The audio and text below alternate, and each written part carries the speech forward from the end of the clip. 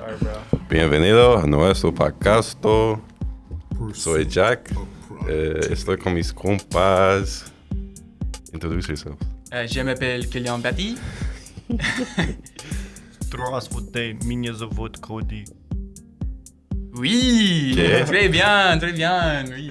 Yeah. Welcome to season 2 of the Pursuits of Productivity podcast. I'm Killian, accompanied by Cody Faust, my co-host, as well as special guest today, Jack B. Weiss, What's up? a fan favorite of the show, as well as a fan favorite of myself. What's new with you, Mr. Weiss? Just continually building every day. Not taking it a day at a time, but kind of just, I guess, taking it a day at a time. Yeah. But not in the negative way. Just really hammering everything every day, or trying to, even if it's just a 1% little, better. even if it's just a little clean. Yeah, exponential. Yeah. Day Just by day, every day. Yeah. But yeah, I'm doing good. Very happy to be back in school, honestly. Oh, real Summer, same. I know you can build routine on your own, but having a really concrete thing to build around, like classes, a recurring schedule, is kind of nice. Agreed. I was kind of meandering a lot of my time. Yeah. Having the classes really helps. It was nice to have, during this time of year, I don't really have, I guess, sort of, it's kind of ending, but like during the school time, I don't have a lot of time to be very pensive. Like maybe my weekend nights, but like those pensive times are where I really I don't map out like a schedule, but I get an idea of what I really want to achieve in the next 6 months, year, 2 years. And then like this time of year is when I like work towards it. Like the summer is when I think about what I want to do. And basically the rest of the year is when I actually do it. Not that I'm not doing anything all summer, but it's kind of, just like I said, like a pensive, reflective time. I'm kind of mentally preparing myself, and then it's like a new cycle for me. Like I'm turning a new leaf, like in the fall, you know what I mean? It's kind of like, I feel it. It's kind of No like pun me with, intended. like school projects, for example. Like, Yeah. you know, like I have to like think about it. I can't just start it, because when I just try to start it, it's nothing's gonna freaking happen. Yeah. And then if I think about it, it's kind of like it's just gonna show up. It's kind of like that famous chess player. I really don't know his name, but he's famous. Take my word for it. I'm just kidding. But yeah, every time he couldn't think about a move, he'd always look away and just think about something else. And then, Yeah. and then, ding. Because like your subconscious is working on in the background. When you're like actively focused, like how do I solve this? It almost becomes so much harder. Obstructive. It's like a lot of great people. It's like a habit of great people. They go on walks and just try to think of anything else, and then suddenly it comes to them. Mindfulness. Paul McCartney came up with "Let It Be" in a dream. So did Einstein. Dreams are crazy. Came up with relativity in a dream. So Yeah, dude, you really need to. I think that's a pitfall that a lot of people fall into, is they think they need to be productive all the time. And I mean like strictly productive, like actually creating something. Like I feel like a lot of people don't allow themselves that quote unquote free time anymore. Downtime, But yeah. that free time it's hard to really wrap your head around. But that free time can be productive. You can't It's make in the more of the gains. long run. It's the Yeah. long run productivity. Short term productivity is the stuff like you're directly Discipline. being quote unquote productive. Yeah. A balance, you know, Yeah. for example, when I was trying to go really hard in school, I burnt the shit out of myself. I couldn't do anything else. And then, but the times where I, had like friendships, went to the gym, and then did school, that's when I had way better grades with that balance as well. that same sort of balance between rest and productivity is kind of so important in so many aspects, not even just in a work context, but also training. Because like if you're lifting weights, progressively overloading, like way more often than you should be, you're actually halting your progress. So by taking those rest days, mental rest days too, you're actually making more gains. Yeah, especially from it's just everything, bro. Like business, especially for me, because like design, like I'll be reading a book about something like not even related to, like, just Greek mythology or just 18th century literature, and then I'll like see like a description of some sort of dress, like And what it somebody's inspires. wearing, and then I'll like write that down, because like everything comes from words, comes from thoughts, and then you can like translate that into physical ideas, if that makes sense. Or like I'll just be randomly chilling late at night. I like to stay up very late, probably not You're the a night best owl. for me, but I'm more of yeah. a morning bird. Yeah, like and then like if I get an idea, I'll write it down in one of my notebooks. And then you can kind of collect those over your pensive periods. You know what I mean? Like the summer, i.e., or like even business ideas. Like I'll write down business ideas. Like I've got future businesses planned that I've gotten the inception of during these kind of pensive, more restful periods, and I don't have to. Reflection. Yeah, I don't do anything with them immediately because I know that's something I'm going to come back to when I feel more ready, whether it's capital, whether it's knowledge, whether it's connections. But Skills. I know I know they're there, and I can always come back to them. And by the time I come back to them, they'll be more evolved and they'll be more advanced because I'll have more advanced knowledge, resources, like I was saying, coming back to them when I was ready. But yeah, those pensive times are very important. That's why journaling is so helpful, and mindfulness in general. Like, I found when I can record thoughts, not only do I not forget them later, but after returning to said thoughts with a fresh perspective at, like, no longer myopic concern with your day, you can sort of reassess and further develop said ideas. So that's why putting them on paper is almost like making them closer, one step closer to being real. Yeah, I've always kind of really wanted to start journaling, but the fact that, like, you know, I had very strict parents and my mom used to look through my room all the time. She would raid your room. Yeah, bro. And then, yeah, it's a long story, but yeah, bro, I don't Looking want for Joel Pods. Yeah, exactly, bro. I read Back your in the diary. day. That's weird. Yeah, exactly, bro. And That's so I don't want fucked. them to be like, what the fuck? I think You know? You have negative thoughts? if my Yeah. parents read Yeah, my exactly. diary, they'd be kind of confused because No, facts. I write very like. It only makes sense to me. I don't really write what happened. I will, but in a weird way. If that makes Yeah. it doesn't make. I It's was like gonna say if that makes code sense, for but it doesn't yourself. make sense. Yeah, it's like very. It's very flowery. It's just yeah. Do you write poetry? Like everything's prose? Basically, yeah. That's Flowery, why zesty? flowery, Fruity? like archaic kind of language. I feel- if it even makes I sense. feel- I don't know. It's just because like when I'm late at night, like that's the way I'm thinking. You got that kind of thing. Victorian Like, nomenclature popping Yeah, up. yeah. Because I always read these super old books late at Yeah, night. And that's just Canterbury like the Tales. internal monologue is like that at night, and it has been since I've been a kid, basically. But it just doesn't really show itself when I'm with other people as Yeah. much. But like when I'm writing, because my journal is my personal space. You know what I mean? Same. So that's just how I write. That's how I like to write. That's how I kind of catalog what happened. Like, I'll write some poetic ass prose, and then like only really I will probably be able to decipher what happened. On this day, last rotation, hence the sun, I gazed upon the horizon, grateful for I had conquered my inner demons, or something. Something like that, I Yeah. guess. Yeah. But one thing I was gonna say is one thing I found really helpful is on a more like quote unquote serious note, not so much personal Serious cataloging. stuff. But like for different businesses or different ventures, I keep different journals. Oh, yeah, same. I have one Yeah. for like dream journaling as well as working towards skills and goals I have, and then in school, and then all the other ones. And weightlifting. And I also have a weightlifting journal. Yeah, I have my personal one is the only one that's subject to pro. So that, some of the other ones are subject to pros too. Like I've got one for like the current brand, the design agency, and then the other brands I'm working on. They each have their own journal. Yeah. And then of course I have the personal journal. But yeah, I found keeping different journals really helps organization. It's like an external brain. Yeah. That's a concept. You know, the author of The Ego is the Enemy. Oh, it's this guy named Ryan Holiday. He's like a modern Stoic, and he writes tons of books about how to actually implement Stoicism because he's kind of read it all and then sort of matriculated it and purified it into like actual speech instead of like this most roundabout. Because you know the verbiage of ancient Greco-Roman literature is like very roundabout. Vague, Yeah, it's vague, it's verbose, it's bloated, but it's still a lot of knowledge to be gained from it. And he took that and kind of condensed it in such a way that you can apply it in your life. It's really cool stuff. There's this book called Ancient Knowledge. I don't remember the author. I've never read it, to be honest, but I heard an interview of his in a podcast, and it's kind of a similar strain.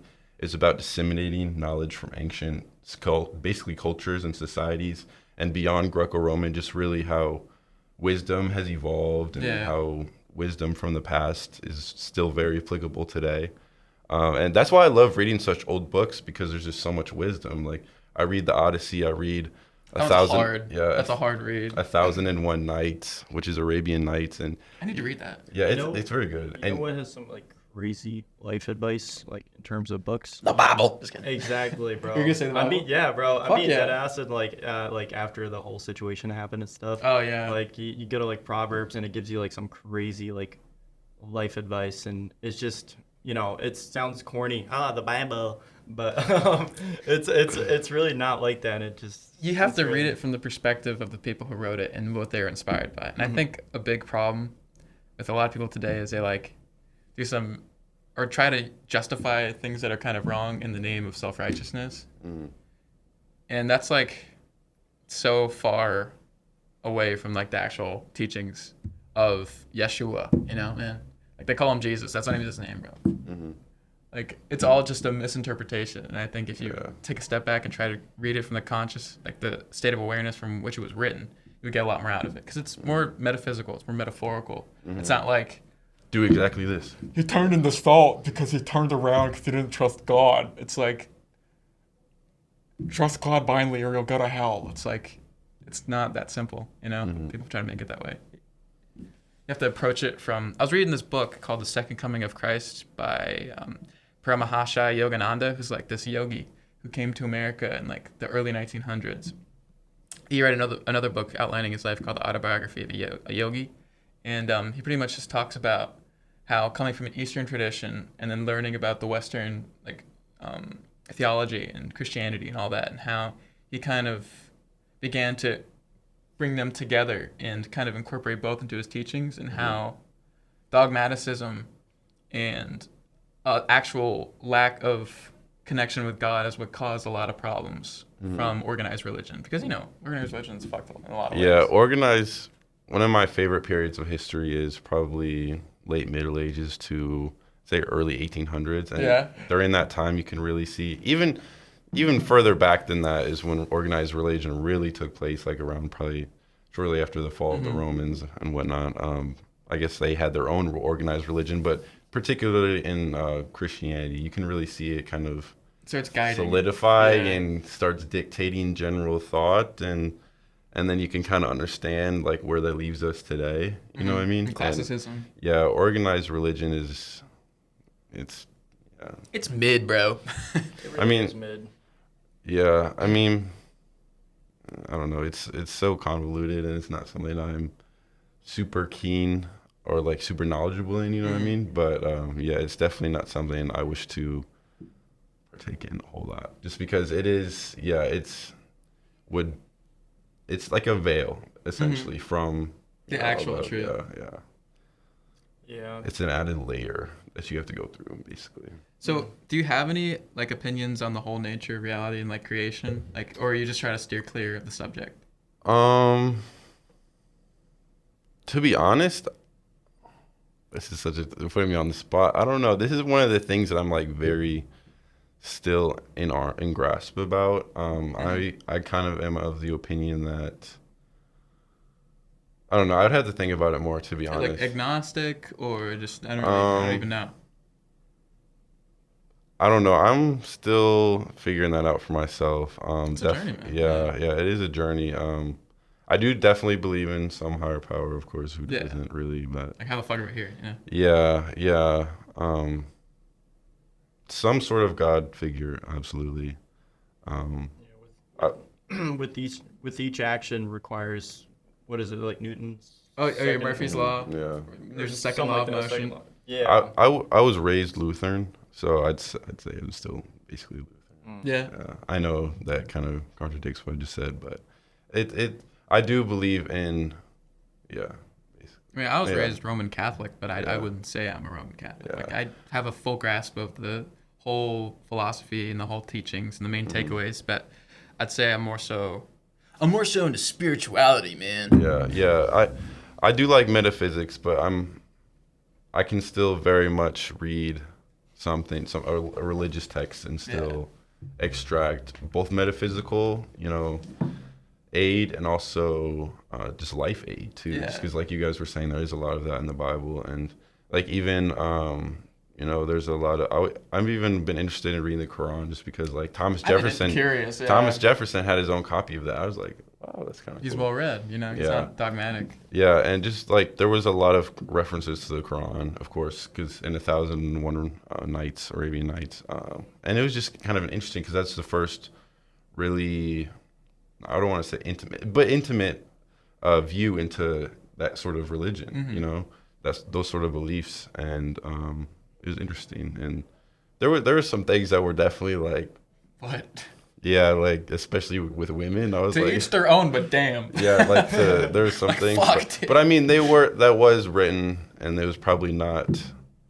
Yeah, I mean, that translation was from like 1910, so they're not gonna cover that up, Yeah. type thing. I mean, old old Christianity probably had some aspects of that too. But Gnosticism was definitely elitist, which is like the precursor to Christianity's power capacity. I cut you off. What were you gonna say? No, you're chilling. I actually have Proverbs 11 pulled up. Actually, I sent this to my ex-girlfriend's parents because I sent her Oh yeah, Proverbs 11:22, and it says, "Beauty in a woman without good judgment is like gold. It's like a gold ring in a pig's snout." And then, because they're super religious, and I'm like, that'd be fucking hilarious. And honestly, For those uninitiated, Ellie would no longer be featured on the Pursuits of Productivity podcast. We won't get into details, but yes, she's banned. she's banned from the Penguin Clubhouse. But anyway, Penguin and it's just got like such good advice, and like, for example, yeah, I don't know. It's just like, if you are good, you're guided by honesty. People who can't be trusted are destroyed by their own dishonesty. That's a fact. Facts. You mean like every lie eventually is revealed, you know? yeah, there's one of my favorite quotes from Don Quixote is, I'm gonna butcher it, but basically it's the truth bends, but it never breaks, and it always floats over water like oil. It floats over the lies It's on like top. oil. Yeah. So. And there's another one, but basically, yeah, whatever you do in the dark is always revealed in the light. You know, no matter what it is, someone's always going to find out eventually. So There's always watching. yeah, how you behave when no one is looking, when there's no eyes on you, like, yeah. Your People character, find out. your You character is say- the most valuable trait for Yeah. sure. You yeah. say the truth can be bent. Yeah. I feel like that's like kind of a gray area, because I feel like if it's not 100% the truth, then how can it be the truth? But like, if you're not lying either, but you're not saying the full truth, then it's like you have this like really gray area in the middle. And That's it's where like, we exist. That's Yeah, what we I- have as yeah, people. it's You know? just- we it's can just- choose which principle to follow. I think what that means is, you know, certain aspects can be withheld, and you're still sort of revealing the truth. You're bending the truth in Yeah. some ways. And people do this, I think, subconsciously all the time, too. Justify. Like, yeah, they'll recount something, and then they'll implicitly kind of bend the truth without even realizing it. You know, like maybe they Yeah. just don't remember a detail. Or they lie to May- themselves. Yeah, I feel like this happens with dreams a lot. Like people will recount dreams, and The maybe best- it'll be different yeah. from what the truth. And some things it's really hard to know what the truth is. Yeah, it's hard to know So, yourself fully. Yeah, and you know, I think that's what that means. That's what that means to me. Like it can be bent, but it'll never be broken. Like if it's broken too much, it's just not the truth. It's just not the truth. It just Yeah. changes Yeah. form to a lie. You Yeah. know? So yeah, but well, you could like, for example, my professor gave me this analogy. Like, for example, someone's car like breaks down on the interstate, and then you tell them like, or it runs out of gas, for example, and you tell them the next gas station is like on the corner to the left. You're not wrong, but it could be fucking 10 miles away, and like just leave them stranded, you know? On a strait or something. like that's not lying, but it's misleading. And I feel like it's not really, still in that gray area, because it's not 100% the truth. And the truth has to be 100%. Yeah, or else it's You know? not the truth. Yeah. That's what ethics is all about. I mean, it's doing what's best for all people involved. However, a lot of times for individual profit, they kind of compromise what's best for all. Like, well, this happens a lot in marketing as well. Like, I'm actually a student of marketing. Like, I've been looking into this a lot. I really enjoy the field, but there's tons of disingenuous practices. Especially in sales as well. In sales as well, yeah. Like, it has a stigma because of this. And I think it'll be very fun to watch it be healed over time. Through actions like young entrepreneurs like us trying to make a better image of salespeople. that's why I love kind of the industry that I'm in and really trying to break my way into, is because it's more, I don't want to call it luxury, but you know, it's more you're telling stories when you market is basically what you're trying to do. Obviously product awareness and tell stories, but you're not really trying to deceive anybody, you know?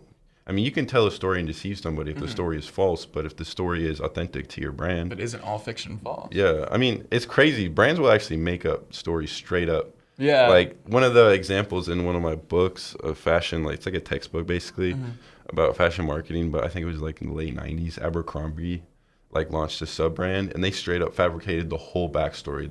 They made some backstory. It's like fiction. It's like an Oh. an Italian seamstress immigrated from Italy and then started this company, and we bought that company. No, it was completely false. Have you ever Yeah. heard about that shoe scam where they get like $20 shoes, and then they Oh, put it- Tom's. Yeah, Tom's, They bro. put it in, Oh, like, was that a super- scam? Where they Yeah, donated? they scam Oh. the shit out of people, Go, bro. yeah. These shoes be like $20, but the way they market something, they're like, these are the best shoes in the industry, the new big thing, blah blah blah. But in reality, they're selling them for like $800 to $1,000 each. $20 pairs of shoes by the way they market. Oh, Crazy I shit. thought you were referencing the whole Tom's shoe thing where they How like they this. donate a shoe? Yeah, like the buy a shoe. That was a donate scam? shoe. It wasn't, I'm- it I wasn't a remem- scam per se. I remember that was a thing for years. Yeah, like Yeah. when you buy a shoe, they donate a shoe. Yeah. That for a lot of cases they weren't actually doing that. In addition to that, the margins for the shoes were crazy, like because they cost like $5 to make, and then they were Probably even less than that. yeah, like even There's less not than much. that. There's not much structure in those things. Yeah. Probably even less than that. So they're probably like No, that's selling it. for like 30.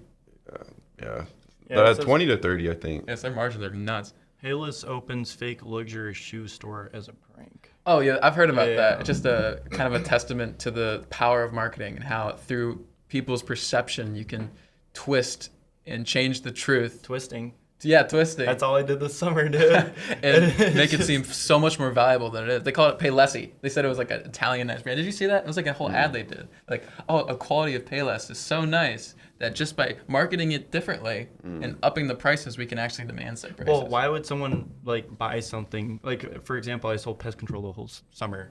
Not a sexy thing. Door-to-door sales. Yep, that shit was rough. But anyways, yeah, bro, it's like you constantly have to like build value in order. You don't just show up to people's doors and be like, "Yo, do you want pest control?" Like, fuck no, I don't want pest control. You have to like build value, keep kind of like twisting in a sense, but like Framing. morally and ethically well. Yeah. And like I personally didn't I didn't lie about stuff. I couldn't like morally, but I did like in a way like mislead them and like kind of like that gray area. Going through a funnel. Yeah, like just of exactly. setting up a frame. Dude, exactly. Yeah. You know all the sales tactics at this point.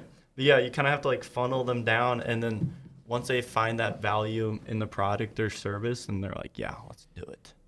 So But you create that need. Yeah.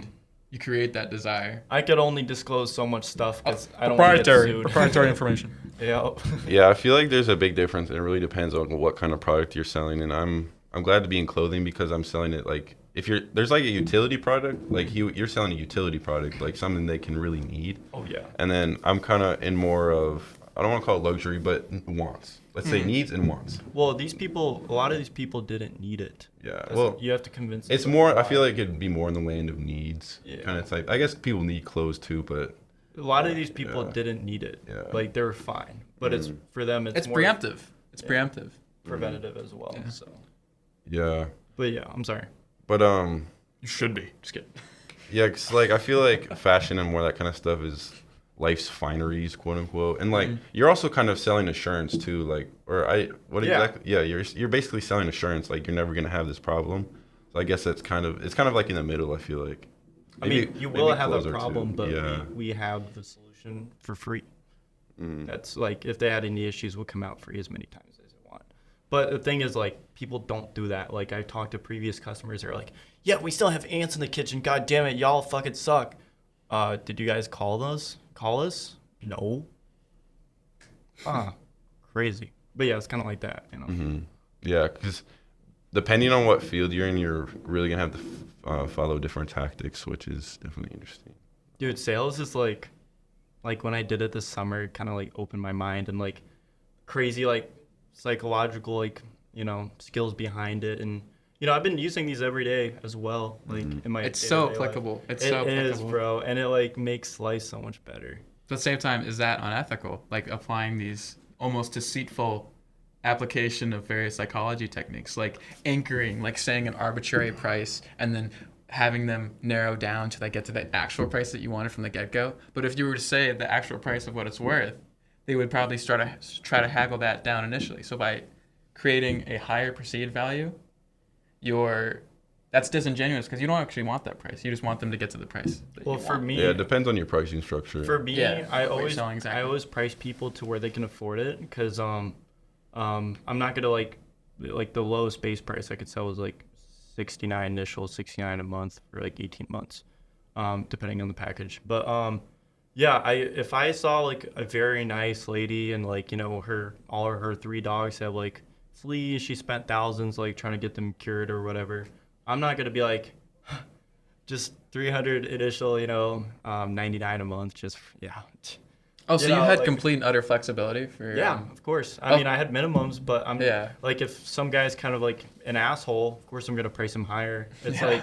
like morally, I feel like, It's if- the right thing to do. No. I mean, like, if I sell lower, I don't benefit as Yeah. much. And for me, I still wanted to sell lower because so people could afford it, and I wouldn't cancel at the same time. And Yeah. like, I still benefited from it as well. So my mic just sounds funky. It doesn't sound as like clear. Is that better? It sounds a little better. We're on the same level, but I think we're fine. Let's chill.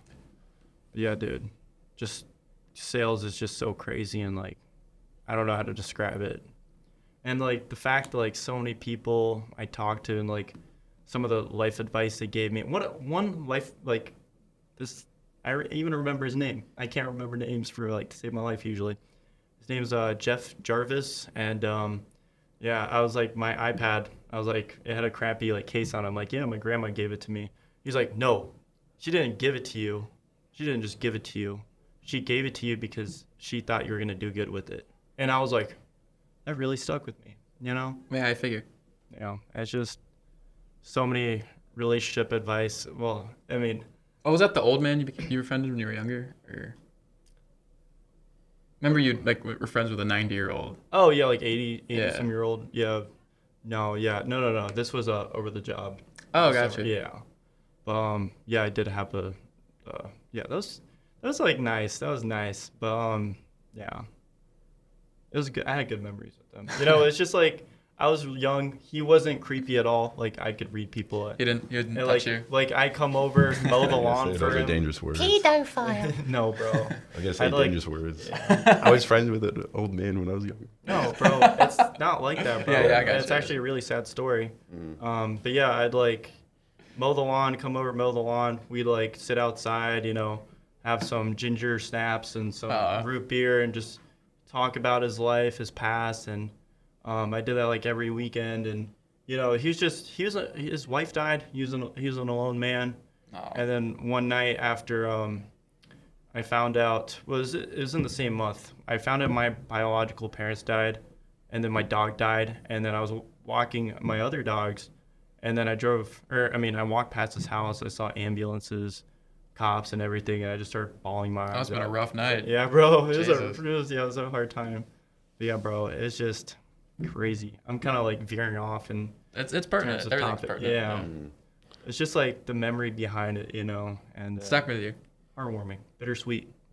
When I was younger, I definitely was I liked talking to older people, definitely. It's that Like, wisdom. A lot of wisdom, and it reminded me a lot of my grandparents. And Respect your elders. I only saw my grandparents like maybe twice a year sometimes, like every other month at most. But they lived, the closest one was like 3.5 hours, 4 hours. So I didn't see them incredibly often. So kind of have that older figure in my life was always fun. I was never like a consistent person unless it was like a teacher or something like that. But yeah, just a lot of wisdom. And when I was younger, I really like enjoyed like any reminiscent of the past I could like learn about. Yeah. Essentially, like so And- so funny. But there's this magazine called Reminisce, and it's like for seniors. Oh, like remember this? Yeah, like literally it talks about like the 50s and 60s. But I used to read this as a kid. There's still copies of it in our basement. It's so funny because I used to, as a second grader,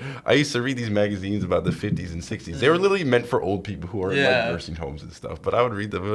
It was fun. I remember those days. That's a Those were sad good business days. model. But it was actually pretty cool because like people would like talk about their stories and they like a World War II pilot talking about like some crazy adventure he had or I don't know, just when I was a kid, that whole era, like the 50s and 60s and 70s were just so fascinating to me. I mean, they still are. They Wait, still are. Was it Like World the War s- II the pilot 70s? or bomber? That was just a random example. That's Oh. not some like it would just be people talking about adventures that they had, like stuff like could never happen today, like you wouldn't Yeah. believe. Like it could, but what I think gives the past such a fantasy element is because there was According there was technology. different ways of proving it. Yeah. Yeah. I mean nowadays You take People- a picture on your iPhone. people do something amazing. Of course, they're taking videos the whole time. Got a GoPro, yeah. They're taking all this stuff, so it's pretty easy to believe. But back then, if somebody did something, like say someone did something amazing over the summer in Europe and they come back, maybe they have a few pictures, but like they're gonna be telling the people at the school they did this, and no one's Yeah. gonna believe them. Yeah. And that's what I think gives it such a like a fantasy element, is because there's pictures, there's videos, but they can be hard to find. Like they can be just stuck in someone's basement. Yeah. They can be not developed or whatever. Developed But wrong. yeah, and growing up, there was just so much old stuff there too. Like some parts of it were just like straight out of the past, like just old cars. And I don't know, I used to always go to the antique store and get like Newsboys hats, like vintage Newsboy hats, and like vintage Time magazines. And Extra, extra. I've got tuberculosis. yeah, Daddy? and it wasn't really the type of thing where like I wanted to I fantasized about living in the past. It's just Yeah. like an intense curiosity. Like I think people misinterpret like people who love the past as like wanting to live in it all the time. And some Yeah. people do. Some people do. Stuck in the past. Yeah, some people do want Let's to live in appreciate it. Yeah, some people do want to live in the past, and some people really do like dress like that. I guess I did a little bit, but it's, Renaissance fairs. yeah, it's infused like minorly, but yeah, I was just like genuinely appreciative. Like I love 18th century history, but I don't want to live in the 18th No, century. you get syphilis and die and Oh, try to take no. arsenic. It's just they would literally try to cure people of Yeah. like STDs with arsenic, bro. Yeah. And like there was no antibiotics. You break your leg, that's it. Mm-hmm. I mean, I know people are always like, Gout. the gout. Yeah, literally, like If you're rich. tuberculosis, polio, doesn't matter. I mean, like living that today is the best day to be alive. Mm-hmm. However, Yeah, it's you can have the novelty of the past without having to deal with the Yeah. which Yeah, but did they give head in the 18th century? depends who you are. If you're a wealthy man. I mean, yeah, I saw this thing where it's like Mansa Musa didn't have access to as many boobs as a 12-year-old does with an iPhone now. Like he was the richest man on the fucking planet for like 60 years, and he still didn't see as many women as a 12-year-old can see within a matter of minutes. crazy. Shit. So fucked. I'm so glad. Did you see that they banned Infinite pornography titties. in Virginia? Like not banned it, but you have to have a login, so kids can't get on the website. Definitely for the anymore. better. I'm saying, it's Definitely so for the fucked. better. Bad for your mental health. And Terrible. Unrealistic expectations. got rid of Delta 8. No, bro, no. Yeah, I saw a video on YouTube. Some like weed store owner or something like that, some sort of dispensary he was like basically crying because they did that, and it was Destroying his margin. destroy his business. Yeah. Like he seems like he was just like a middle-aged guy, white Yeah. guy. Like he kind of looked like my dad, low key. Like whoops. But yeah, no, I don't really know anything about that. So I don't either. Why'd they ban it? I don't know. I came back from Indiana and I was like, what the fuck? Yeah. this is a very explicit episode, I'm gonna say. Uncensored. Hopefully, We need some no way I know finds beep this. in some blurred lines or something. Nah, Yeah. uncensored. We'll just uncensored. censor. Just like put a pixelation over here. This is No. Like beep it beep no, it after you say uncensored, it. Uncensored. No, because Raw. I was gonna say some very revealing things because we were talking about the pornographic stuff. I That was was like too. funny, but like Yeah. I was like, No, we've all been there. Alright. We were young men. At yeah, some I point. found it very young. Let's just say No, that. no, yeah, bro, same. I mean, it's so damaging Yeah. to young minds. I'll leave it at that. It's just children should not have access to that because it doesn't give you the drive to go out and get it yourself. It doesn't have you respect women as much as you should. It doesn't have you cherish women as much as you should. Mm-hmm. And it's just damaging to the whole family unit production process. It's just bad for your brain. It's bad for relationships, and I think it's definitely a huge contributor to loneliness today. So. Oh yeah, bro. Because back in the days when I'd be like beat my meat all the time out of like depression and shit, Bro. Yeah. I'm being real. What can I Just say? keep it in a buck, damn it. Bro, I The buck just, stops here, bro. bro, I did not want to talk to girls. I was not gay, never will be. But that's not the point. But yeah, bro, it's just like, I had no drive. I felt depressed. I was just whacking my meat in a crusty room by sorry. myself, and sorry. bro, It just sucks. every now and then I just open the blinds, see the sunrise, and just beat my meat, and then tears rolling down my. I'm just kidding. That never happened. But yeah, bro, it was so depressing because like I didn't want to do anything because it took so much of my your energy. you Yeah, know? dopamine, and like, Yeah. and then I couldn't get laid, bro. I mean, a lot of boxers or high performers in business or any excellent people in general, especially male or only male, do that semen retention thing to prevent. So it kind of like stores power and it fills you with ambition and drive because Dude. that's sort of relying on your primordial urges to go kill the boar so you Dude. can get the best mate. If you pair that with ashwagandha and wait like 3 Demon weeks, time! wait Demon like time! 3 weeks, dog, it's insane. I gotta do that again just because I did that before. I felt taking. nothing. I really Like I was just like a robot, but at the same time, Yeah, like, I you- could switch it on.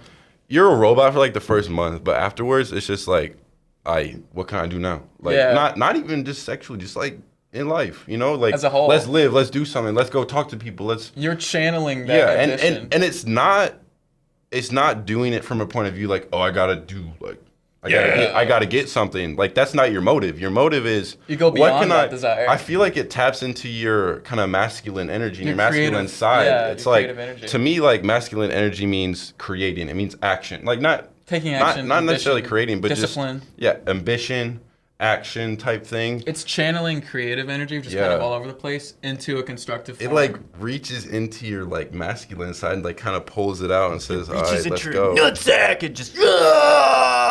And it's not even like super like macho per se, but it's just like let's do something, bro. Productive, Like, yeah. let's go. Like let's Productive. live. Like you really become a lot more vivacious and you're just so much energetic. But I started taking ashwagandha again recently. It Maybe a tolabaloo. makes I don't know, you- but No, it it feels works. it feels real to me. It makes That's you what so I'm much saying. more confident too. Yeah. Like I remember like last year when I'd been trying to like stop whacking it, and then in the gym I'd always like walk around with my hands in my pockets, just like look at the ground, try to avoid people. And then after like just a few days of not doing it, I'm like have my head up, you know, just look around. I feel like You're participating in life. Yeah, I feel like my Yeah. pronouns are the, she, and the shit. And then yeah, bro, I just felt like I was like in it, bro, in it to win it, and I was just like focused. You know, but like if you be whacking your meat like 10 times a day, bro, you're just gonna feel depressed. You're gonna like just sit in your room the whole day and just do not shit. That actually is relevant to something I've been doing a lot of research into this summer, as well as been practicing every single day during the school year. I think you both know where I'm going with this. Yogic meditation, bro. Oh. Transcendental meditation. So, outlined in the whole methodology of yoga / meditation / mindfulness, there are these energy centers in your body, also called chakras, which means wheel in Sanskrit. Different levels. Different levels, yeah. The first in any person is the first chakra, which corresponds to your sexual organs. And there's neural infrastructure there, which communicates up your spinal cord into your brain information. And it's also referred to as the creative chakra, the creative source, the creative energy center. And I mean, think about it. It has enough energy to create life. You can make a person with that equipment. So imagine if instead of, for that end, you channel that energy higher into different energy centers in your body. So you can go into different needs. So the one above it is in your, behind your navel, and it corresponds to a sense of safety, belonging, community. And the one above that is in your gut. It's like your gut feeling. It corresponds to ambition and drive. And these all have neurological infrastructure there. Like there are nerves in your gonads, there are nerves in your intestines which communicate. There's nerves in your stomach. Like have you all heard of the microbiome? Microbiome. The microbiome. You have more neurons in your stomach than a cat does in their whole brain. I guess- Damn. Yeah. Gut feeling's real, bro. Because you're communicating information. It's not just your brain sending signals to do this. It's your gut is down on the ground floor interpreting information and sending it back to you, which is there and tells you like, oh, I'm hungry, I need leptin. And then above that is your heart center, which has to start getting into the higher functions of man, where you start like creating things with that creative energy from the first center. So you channel that energy upward, and that's kind of that's similar. Semen retention, yeah, because you're channeling it upward instead of out. Like this weird sneeze because you're addicted to nutting, like a little monkey addicted to ejaculation, bro. It's literally. Anyways, It's okay. It's okay. yeah. yeah, bro. But you just keep ascending the energy from your heart and eventually to your throat, which is how you communicate love, and then to your pineal gland, which is where you eventually start hallucinating because you learn how to secrete DMT from your pineal gland, which then you start like meeting God. But that's a discussion for another day. But just by having this sort of framework to operate in, you can learn how to better live your life. And it all starts with not beating your dick. Don't touch it. Dude, I never Let really someone talk else about touch it for you. I never really talk about this with people because I don't want people to think I'm like weird as fuck. But I've told you about it before. Yeah. The podcast, Yeah. the Rogues Gallery Uncovered podcast. That's just hilarious. I love that podcast. Yeah. If y'all love like raunchy, dirty history, y'all need to listen to that podcast. Greatest history podcast of all time, in my opinion. Basically, the character, right? Yeah, because I've never heard any podcast like that, and I listen to a bunch of history podcasts. Mm-hmm. But basically, he'll tell history in like the prose of the time, and he'll pretend to be. And he's a British historian. Mm-hmm. Yeah. So he's already got the accent anyway. He's got the accent, and he'll bro. like tell stories in this accent. Like, Does he? Yeah, and like he'll usually do like British philanderers, and he'll use a flowery prose. He'll use like a fun language. Like you'll still understand Poetic. what he's saying. Yeah. But it's like dirty poetic. It's like raunchy poetic. Raunchy, yeah, But- beautiful. He's like telling these stories. But anyway, long story short, one of them is of he's pretending to give like a lecture. Or I think he reads a speech of a lecture or something like that of from the 19th century when they were really on the Victorians, like anti masturbation. Oh, anti, like, yeah, the when they had Puritans. like the cage on Yeah. private parts. Chastity belt. A chastity belt. Yeah, and he's like, back then they believed if you did it, you'd get all these diseases. Yeah, you could grow like fur on your hand. Like they believed that sperm was not innumerable. It was Finite? a finite resource. So they believed if you dispensed it, like they believed Yeah. you only had so much. So which is kind of funny If because you waste your potent seed, you will end your bloodline. exactly I heard because about this we literally make millions a day. Yeah. Which is crazy. this king. I don't know which king it was, but I heard this story somewhere long time ago. But yeah, he had some sort of servant like calculate how many times he could nut before he dies, and the servant was like 500 some, and then like if that wasn't correct, the servant would be killed. So he's You just must like, ensure I ejaculate 500 times before my death, bro, or not it is that- your head. That's like kind of weak. it's only low-key. 50 days. I'm saying, dude. bro. It's only 50 days, bro. Wait, he said before his like he was old and he asked him like how much. I don't really know the specific. I say because details, for a but- lifetime, That's nothing. that's nothing. Yeah. That's nothing, bro. You got a wife? That's Come kind on. of pathetic, bro. But yeah, Beta. no. Shout out Genghis Khan.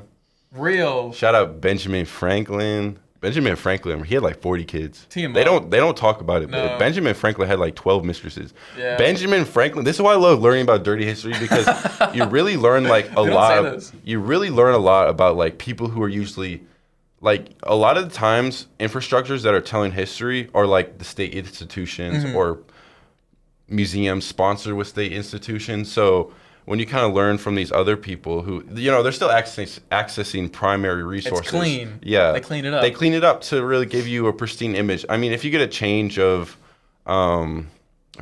state, they're going to be a little bit more open about the previous, or like just the founders, quote unquote.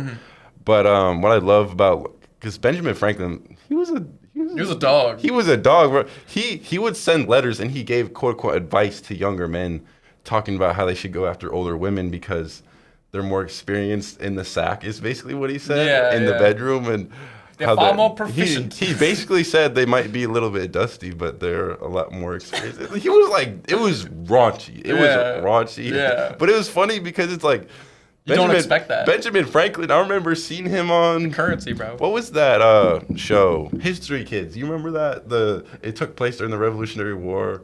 It was like the Three Kids. Nah. It was a cartoon, but yeah, this is like a cartoon when I was a kid. They played it at school sometimes. You maybe recognize it, but Yeah. just like seeing super clean images of him was super funny. So to find out he was actually a dog was hilarious. And he had like 30. You can talk about that. Okay, should I just read The, it? and the You fact, continue to okay, yeah, the fact that he had like 30 illegitimate kids, but that's what rich people did back then. They just had Rich like, people do that now. yeah, that is true. Still, Andrew Tate claims to have like fucking 20 kids or something ridiculous. Would not be surprised. I'm a high value man. I could fuck as many people as I see. I don't get that. Even if you are like a billionaire, like I mean, if he pays for the child support. I'm expanding my progeny so that my bloodline will reign supreme over the species. I just think that's It's gonna be a bunch of Andrew Tates. Real. The 3rd, the 5th, the 27th, the 80th, like roaming the fucking world in the millionth. That'd be bad. Yeah, but you know what is bad? Imagine being on your knees at your father's Dork. funeral beside his casket, saying goodbye to him, and then you have 9 orgasms right there, he said, while your whole family's standing behind you. But yeah, apparently I was trying to look about the information about the king, about the story I just told, and this just popped up a little bit random. Oh, The I've heard of living this hell woman. of a man who orgasms 100 times a day. I think he got in a car accident. Oh yeah, and then fucked up his disc or something. What a shot do you want? Oh, we got like 5 minutes. Yeah, we're chilling. That's fucked. But yeah, I was gonna say. Oh yeah, no, and I love that history podcast too, because I've learned about. Hello. So we close at 1, but if you want to keep going, then it's fine. Just know that the BKC itself is closed. So Would you like to say hello to the cameras? hello, Come hither. what are y'all doing? She's our lovely hostess. She's allowing us to use the facilities of the Digital Knowledge Center at the University of Mary Washington. Tell your shout out to us in the paper. Oh yeah, of course. I mean, I really appreciate you letting us use this Yeah. space. So no, you guys can hang out. Harlan and I are going to lunch, so you really are mostly going to be in here by yourself. So Cool. be responsible. Richard, Yes, ma'am. Yeah, dude. All right. Come back and it's trash. Yeah, no. No! You shouldn't trust them. Now it's my opportunity. Yeah. But there's been some hilarious debacles throughout history with like sexual stuff like that. Like in the late 19th century, there was a French president who died while he was getting head. Like straight up, it was like no dead ass, That's dead the way to ass. go out, It was a heart attack or something like that. Like some sort of She literally natural sucked his cause. soul out, bro. Yes, death by Slurred fellatio. that Death shit. by fellatio is the name of the episode. It's so funny. It is hilarious. And she like went on trial, and people were just so flabbergasted by it. Like, How what? could you have done that? He died with his trousers down. Oh, no. His trousers were on the ground, bruv. I swear to God. That's foul, right? Literally the definition getting your soul sucked. Get his soul sucked out. Bro, it was hilarious. But yeah, it was some mistress of his. Yeah. Yeah, that's why. Yeah, history on such is just so much more fun. I don't know, bro. History's awesome. Yeah. What's only take it with a grain of salt. Always, It's always. his story, as they say. Exactly. His story winner. always changes. It's not her story. It's his. I'm just kidding. But it's a winner's story. Historiography is really cool too. Just how they catalog history. 'Cause Yeah. history is always, like you said, it's like really quote unquote the winner, but it's just always, it's always kind of melded to create a perception. Like, Because it's always it's been so- individuals writing it yeah. in text form. yeah, and like they call Herodotus the first historian, but they also call him the first liar or like the greatest liar because he's considered the father of history. Yeah. At the But same time, people like perceive things differently. Like for example, like, you know, I'm sure you heard of this analogy with like car accidents. You know, like one witness is gonna see a different thing than the other one, and you know they could have two different like stories. But to them, saw they're the both same equally exact true. thing. Exactly. yeah, it's very interesting. And I love history because it's so open ended. Yeah. Like you can, you know, draw whatever you want from it. Like I think the idea of personally, I think like the idea of like Rome, just Rome in general, like the Roman Empire is so appealing because like I feel like a lot of people in the Western world can sort of like draw a pseudo heritage to it. You know Yeah, what I 'cause mean? Like it's it's the like- basis of our society. Yeah. And it's not like they were ethnographic, but they were a motley mix. It's not Yeah. like, you know, if you wanted to have an Italian, like if you wanted to kind of give yourself an Italian heritage, you really couldn't. Yeah. But you could sort of give yourself a Roman heritage because, you know, our society was built on their kind of Classicism. ideals Yeah. and whatnot. And they were ethnically very mixed Yeah. for the most part. That's how they grew so fast. Yeah, yeah. I mean, from North Africa to Spain, all the way to England. Yeah. So a lot of people, basically anyone white can, if they want to, Weren't they draw like heritage. the third largest empire ever? Yeah, they were pretty big in terms of land mass, but Maybe Mongolia was the biggest continental empire yeah, ever. Alexander the Great. And Macedon was just the biggest. Yeah, Yeah. that That whole area is crazy. I want to go. I want to go to the Mediterranean so bad. I'm saying, bro. I'm actually going. Or hopefully yeah, should be yeah. going to Europe. What if you don't mind me asking, like, what do you budget for that? Because I kind of want to. I have a book on the subject actually, called Backpacking Through Europe, and think it's a relatively recent publication, and it said you could realistically have a month trip for like 2,000 euros. Ticket being the most expensive. No, what you get is a pass. So the most expensive part of it is the flight over to Europe. Yeah. The ticket over. Yeah, so that's probably gonna like a round trip for like a 2-week time slot. Most likely, would probably charge you like maybe $1,000. Yeah. And then the actual pass to use the Euro train system is like, depending on what you purchase, can be anywhere from 300 to 500. And then the rest is just you could stay at hostels, not the nicest of hotels, or if you have family or friends over there, which I happen to do, very fortunately. What country, if you don't mind me asking? In England and Denmark. Yeah. Bro, just I've got a friend in Finland contact the and rugby guys. England. Yeah. Oh, mate, you want your chill at the flat, right? I've got a friend in Finland, England. I've got one in Italy. I got one in Greece, but I think they lived in Athens, but they might live here now. I'm not sure. Met them through fashion actually. That's awesome. But yeah, no. My dream lifestyle, at least before I kind of like really settle down. Be and, nomadic like, for a bit. Yeah, let's be like, maybe like visit factories across Europe, maybe visit retailers, like get stores in there, like just kind of traveling on business, maybe Milan for a few years, maybe Paris for a few years, just really like during my 30s. That's what I'm saying. Late 20s, early 30s, like or late 30s, kind of retire. Not retire, but just kind of settle down more, Step back. like establish a base maybe. But we'll see what happens. I wanna like go on like some sort of like spiritual trip, you know, like Yeah. hang out with like the Buddhas or something, and just, I feel like for join me, them. I mean, you can. Yeah. Like just join them. You and, mean like, join the yogis? Like it's such a strict lifestyle, bro. Oh yeah, that monastic sort of. Yeah.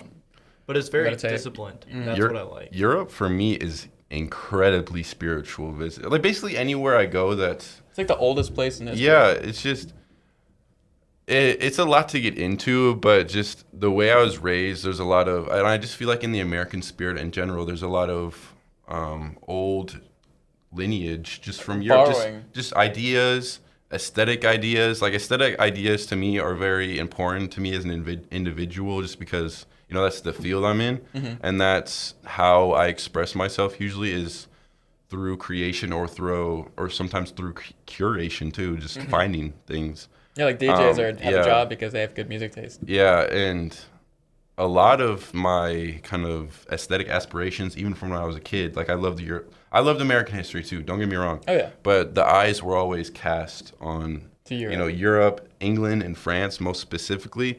Like my last trip to England, it was so there. I feel like around the idea of the true self, there's kind of like a cocoon. You know what I mean? Because you don't want to like There's layers fully, to it. Yeah, you have don't to want to peel be back a layer. yeah, you don't want to be like fully open to people. Otherwise, you might get hurt or whatever. You might have trauma from getting afflicted in the prior. past if you were too vulnerable with somebody. But I feel like when I was in England, like that was just torn Yeah. away. Like just everything I saw just spoke to my true self, and I was just inspired and everything. And like literally, my favorite place in the world is in England. This place called Chastleton. It's an old house. I'm gonna go back there soon, hopefully.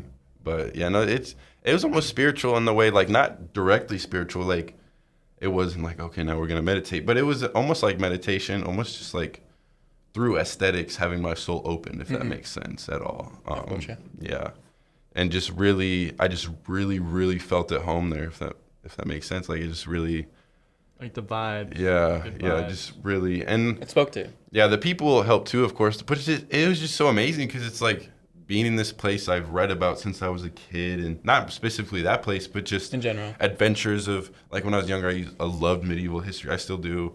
Just seeing castles and like it was just nothing there. Like it wasn't. I Similar. mean, not saying it wasn't nothing, but it just wasn't a big deal to them. Like Yeah. Like, oh yeah, there's a castle. oh, we've got 20 castles in this 10-mile area. Bro, the Civil War destroyed all of them. Like Yeah.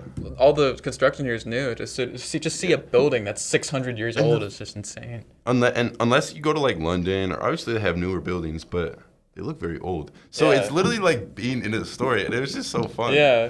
And that's why I love Europe, because I mean, oftentimes very purposefully, they've retained a lot of those more archaic stuff Yeah, to that really archaic architecture. maintain. Like in Paris, there's literally ordinances against new buildings. Yeah. Like I think there's one skyscraper they built in like the 90s and everyone hates it. Yeah. And they haven't built like any since. Stupid building. Yeah. Très affreux. Very ugly. But yeah, no, it's very fun. It's like Which kind you of fail. spiritual in that way, I guess. Like it's like being in the story, kind of. Yeah. Kind of. Yeah. That's It's where all that- the cool stories happen. Yeah, And you're there. Yeah, it's not where all the cool stuff. I mean, I feel like I'm in a story in a lot of other areas too, like in the U.S. Yeah. Especially like The land of opportunity. yeah, like Midwest, a lot of stories there, Oh, wait. and like even here, there's a lot of stories. Virginia's so rich. I love Virginia. I'm gonna Dude. die in Virginia. Virginia, I used to just hate it because I guess that some of the memories I associated with it, but Virginia is for lovers. being in Indiana for a whole summer, there was like so many racists there, bro. They just got fiber optics, bro. Like they like just don't have any updates like mentally or like in any like physical sense Should at go to all. the Midwest. Bro, it's like, and then I'm like, damn, I really miss Virginia because that should just be like super flat. And like, I didn't realize how like lucky I am to be in Virginia. There's so much to do here. I mean, if Yeah. you want to go rock climbing, you can do that. You want to go hiking, you can do that. You want to go canoeing, you can do that. You want to go to a really cool bakery or a cafe, you can do that. There's so much that Virginia has to offer. And what I really love about here is the diversity, like physically and also with people. And I mean, we have DC, we have Richmond, we have All on a hop, more- skip, and a step. Yeah, it's more smaller towns. And even now, like I know DMV, Virginia, it's a pretty populous area, obviously. Yeah.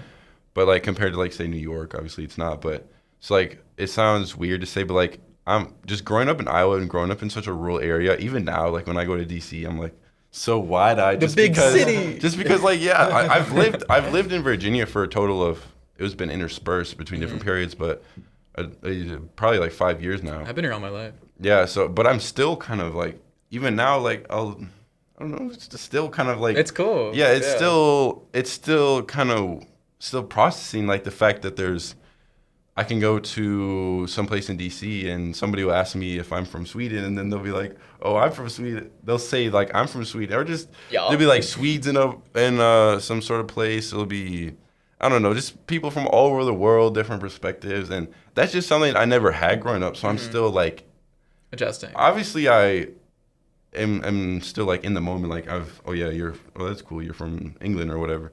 But that's just like something that would have been such an anomaly there. It would have like not shook my world, but it just would have been it's just kind of a moment of not objection, but just readjustment still. But it's just so fun. It's like exciting. Like every time I go to the city, still I'm like, oh, there's so many people here. This is so cool. Yeah. Type thing. Just because like I said, I never really had that growing up. I mean, I did. There was bigger cities, but they were not even really that. They're like 2.5 hours away, Oh, 3 so hours it's like away. Yeah, it was. it's a hike. Very. But I do love, like I think we were talking about this one time, like country life, not country Rural. life, but rural life. I more love rural life, yeah. Yeah, just having space, having like nature. I love going for night runs. Mm-hmm. So Especially trees, just having Yeah. trees, bro. It makes the oxygen like So much rich. cleaner. Yeah. yeah. It's fun to have so many different people around, and I think Mary Washington is a perfect fit for me because Agreed. there's still a lot of diversity here, just in ideas and people and whatnot, but also it's small enough where I can know a Know lot everyone, of people yeah. and see a lot of the same people every day. I was considering going to VCU. That was my next option, but I'm glad I didn't because Yeah, that place just gives off like bad vibes. yeah, People get shot there like all the time. Yeah. yeah, I'm content with visiting there every once in a while. I'll go there maybe like once a month and visit a friend or Mm-hmm. something, but it's not like that. That's enough for me to Yeah. be satisfied. And plus, you got like town right here. and Yeah, Just yeah. a really good place to be, I think. Yeah, I do love DC too. DC is so expensive though. That Dude, I hate that. One time I went to a club and there was no bathrooms, so I just had to piss in like the middle of the street. Not gonna lie. Yeah, people do that. It's Yeah. just like, why is there Especially no in Europe. bathrooms, bro? It's like that's just like a sign for something really bad. To Yeah. happen. Yeah. I mean, you got to go to. I don't like real clubs. I mean, I do. Okay, not really, but it depends. It depends. I like the places that are like a mix between the bars and the clubs. Like they're smaller, and like there'll be a bathroom like on every floor. Like, have you ever been to DuPont? Or do you know I which one only you went to like Ultra Bar, and that was weird because it was like Okay. 18 and over. And there was Yeah, just, there's like I a lot of kids, not kids, yeah, but bro, younger just people. creepy ass dudes just like trying to Yeah. get on these 18 Predatory, Yeah, yes. dude. And it's like I literally had to push off dudes from my friends because it was just made me so uncomfortable. It's like, bro, you're like almost 50. Like, Yeah, what predatory do as you- fuck. I know Yeah. you're not really like a club person, but it is kind of interesting to go sometimes just to like see. Like, it's almost kind of sad, like the type of people that end up there. Yeah. Like, actually, there's people our age like partying and stuff, but they'll be like old men. You can kind of tell probably don't. Hey, have, want some drugs? Please hang out with me. Yeah, like some people you can tell probably don't really have any friends. And Yeah. just- There was this one dude. We're just talking, and honestly, I just wanted drinks, so we just broed out. He got me some drinks, and then after that, he offered for me to have his wife, bro, at the bar. Or at the Please, Ultra fuck Bar. her. I'll watch. And another time, bro, I was just like, I was really not sober at all. But yeah, bro, someone just shoved me. Did I tell you this story? Oh yeah. Yeah, someone just shoved me, and I'm like, fuck this dude. Shoves him back, and then sees that he's security, Oh. and then he throws me into this like group of girls. I knock like probably like 2 girls over at least, and I'm standing. I'm just like, and he's like, "You want to start this?" And I'm like, and I was just unresponsive, bro. He's like, oh. Yeah, he's like, "Oh," and just let it go. So, Yeah, they're fun once in a while, but they can be kind of sad places. It's a sad, hectic It gives place. off like It's sad just people, vibes. Yeah. It's people running away. The reason why people do hedonism, especially like if they're older and like go out to clubs and stuff, is because they're trying to. It's Fill a hole. escapism. They're trying to fill a hole with the external and those short-term gratification, sensory experiences like alcohol or being a nymphomaniac or smoking tons of weed all the time. And I mean, like you can do that when you're younger, from time to time, but it's different when you're getting older. when you start getting older, it's just like you haven't been taking this time and using it to build, and eventually you're gonna get to a point where you won't be able to anymore. It becomes a personality trait. It becomes a personality trait, and then you're just a part of you is escapism, and you'll never be fully immersed in reality. And you Yeah. won't be able to, succeed as much as you could have. I think it's okay as long as you know who you are and you know what you're about and not just using it as a mere distraction. I mean, sometimes it's okay. Sometimes, like we were talking about earlier, it's okay to have those downtimes. Yeah. But as long as it's not something where you're doing strictly for routine, Mm-hmm. like you're not going out just because other people are telling you should go out type thing. Like if you feel like you kind of maybe deserve a break, type thing, or yeah. But they can be. Me personally, I love to dance, so that's why I like to I go love to dance, too. yeah, that's why. And typically, you don't find many venues where dancing is socially permissible to a scale. You find that at like a club or Yeah. whatever. But you can also go to concerts. Like I love going to concerts for that too. Never and been to one. Really? No. Do you I always wanted to go to a Taylor Swift concert. You've never been to any concerts? Nope. Really? Dead ass. I may be seeing Greta Van Fleet. Dead If donkey. y'all know. Mortified. Taylor Yeah. Mortified Yeah. donkey. Very, very familiar. Mortified donkey. Is she from the 70s? Oh, it's a contemporary band actually. They're a rock band, and it's not an individual. It's a band, Okay. and they're kind of inspired by Led Zeppelin and a lot of like I think 70s rock. my sister Like listens to 60s. them actually. Yeah, except it's contemporary recording style, and it almost has this element of yodeling kind of intermixed. Because the Sounds lead fire. singer has such a powerful voice with like such rich vibrato. He's insane. It's crazy what he can do. Oh, yeah, no, that'll be fun. I'm excited because, you guys should go to Bristol. We should go to Bristol sometime. They have artists there all the time. Bristol. I might go there next Saturday. They're going to have a group from Mexico. I think they're from Mexico. Where's Hida? Registered Force. It's like, Okay. it's like, it's called corridos. It's like it's basically traditional Mexican music, like like kind of like guitars. And Oh, I love trombones. that stuff. It's so cool. I went to I love that stuff. I went to a guy named Peso Pluma a few weeks ago. Peso Pluma. Peso Pluma. Yeah, it was so good. It was so fun. I was like the only white person there. I went with my friend. Oh, I think I saw that. Yeah, I posted on my story, bro. Yeah, you're getting sturdy as hell. They put the hat on my Sombrero. head, and, dude. I literally got like 4 or 5 free beers, and those beers are like $20 each. That's ridiculous. Yeah, dude. Alcohol there is so expensive, but no, it was just so fun because people were so welcoming and just dancing. Like I love dancing, so that was very fun. But yeah, just like your concerts are very fun. I think it depends. It really depends. Yeah. I've been to concerts where, like, I'm 6'7", relatively big build, and like Large guy. people were like, people are pushing up on me. I'm like, damn, bro. But no, it can be very crowded sometimes. It Yeah. really depends on who you go to, like the Yeah. kind of crowd. Like there's this thing called Vetix. Anybody who's a military veteran, look into Vetix. I don't know if any veterans listen to this, but Definitely not. yeah, probably not. But they give out they give out free tickets or discounted tickets. So that's Hell that's yeah. why I've been to a few. But they had Suicide Boys. I don't know if either. Yeah, I've heard of them. Yeah, sometimes in the Yeah. gym. Yeah, they have some good music, but yeah, they It's fucked though. I feel like mosh pits would be crazy. Yes, bro, that's what I'm saying. And my just get dad punched in the asked the face. family if we wanted to go. I'm like, No. shit, That's maybe not our maybe my Maybe older if you want a sister few and black I. guys or something, bro. Yeah, maybe my older sister and I, but Dude, some mosh pits are kind of scary though, bro. They be like Yeah. trying to beat the shit out of everyone. Yeah, I went to a Garden concert. Like, their small band called The Garden, just like two twin brothers, occasionally guests, and they like have this whole clown/mime motif, and everyone there was like in face makeup, and then all of a sudden there was like a mosh pit that just came out of nowhere. Like people were shoving me around. I think someone elbowed me in the face. So I just like after I was moshing for a little bit, I was like, this is not my thing. So I got out and just kind of watching the side. it really depends on the song. I went to a music festival a few years ago, and there was like a lot of I love underground rap, and there was a lot of rappers there that I liked, and so I was moshing for the stuff I really, really, really, really, really liked, and then the rest of it was kind of like I kind of want to get to the outside now, like and if there was a bigger artist and you were in there, you were kind of stuck. 'Cause Yeah. I was there for Just so cramped. ASAP Rocky, and Bro, Travis Scott killed people in a mosh pit. yeah, no, it was kind of scary.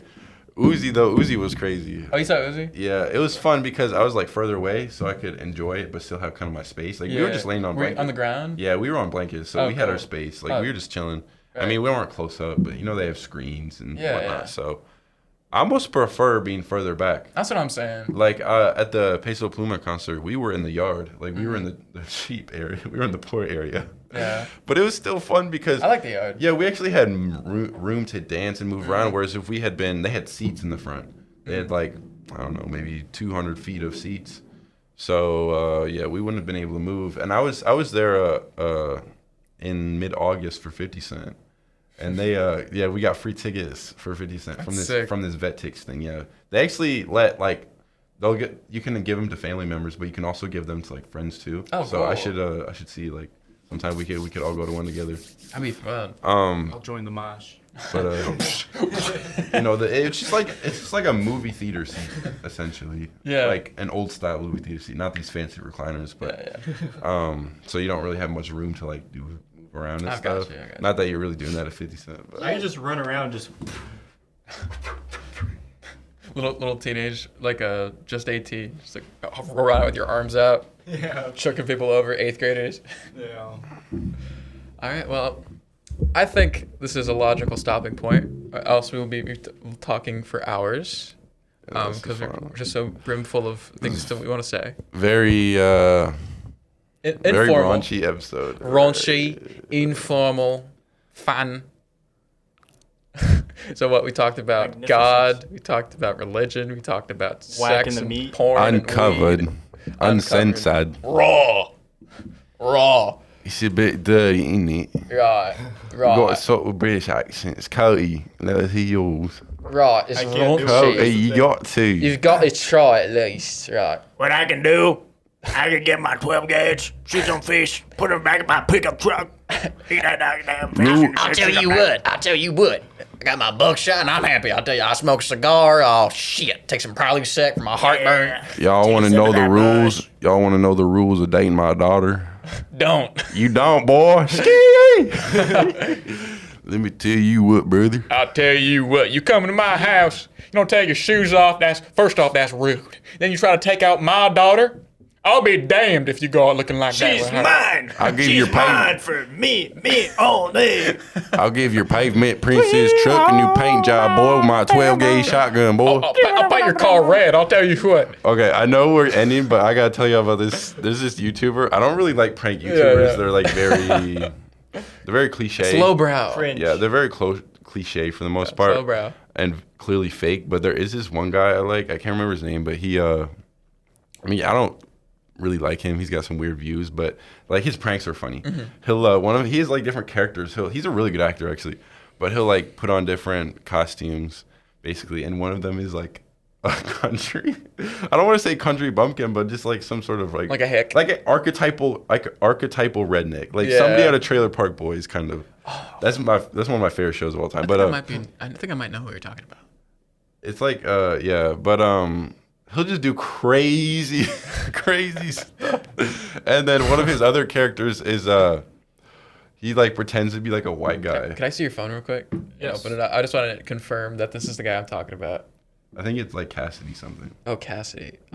It's like Cassidy Campbell. He's got some views I don't agree with, but his pranks are funny. Sam. But yeah, one of his characters is like a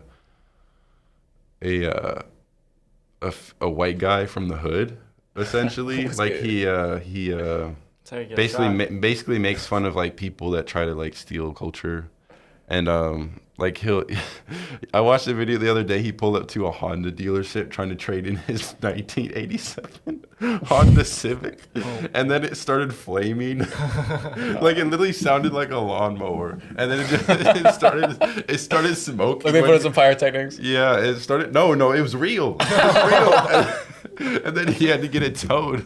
Like he not gonna lie, a lot of stuff he does is straight up. I don't want to say basically it's harassment. Like some of the stuff he does. He's just ruining people's days. Borderline. Yeah, Borderline borderline. harassment. money. Like especially when he's trying to like talk to women. Like some of the scenes are kind of weird. Like he'll go up to women like, "Damn girl," like you don't gotta do Chill, that. Like chill. you don't gotta do that, bro. Just stick to pranking the Honda dealership. Yeah, stick yeah. to pranking. Have the, you guys seen that that video with like it's called Dickens and then cider, and they make like everyone say I love Dickens cider. Yeah. Every morning I wake up and I have Dickens cider. Yeah. Have yeah. you ever heard of that? Yeah, and- I gotta send you that. I think I've seen that. It's like Dixon Cider. They had a whole like bit about it, and they like made old ladies say it. And also, I think, And a kid. are y'all familiar with Smosh?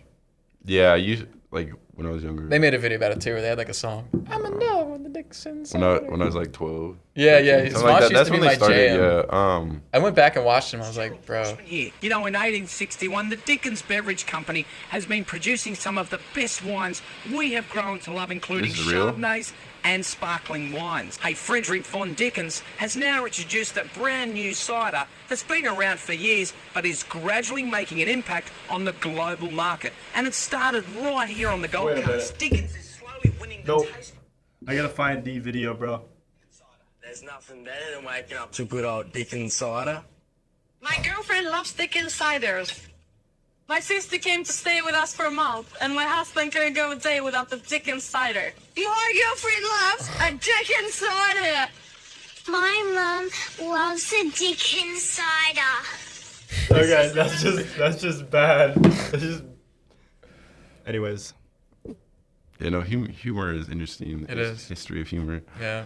Funniest book I ever read was Canterbury Tales, bro. I needed to read that stuff. There's some funny stories in there. Like, it's a lot of context to lay, but there's basically a scene where there's this guy I know this one. going in the night to like meet what he thinks is his lover, but it's another man. It's like it's I think the husband coming home and he like wants to kiss his wife, but basically the man she's cheating on him with like puts out his butt and then farts when he's like this. Bruh. I don't know. It's a lot funnier like when when you're reading it, yeah. because it's properly laid out and whatnot. But it's just funny stuff. Steady villain demanded. Yeah, dude, that book is pretty raunchy too. There's like a scene where like there's this blind old man and the wife is cheating on him, like having sex in a tree above him. I'm like, this is the crazy. hell? you never This is saw it crazy. coming. This is crazy.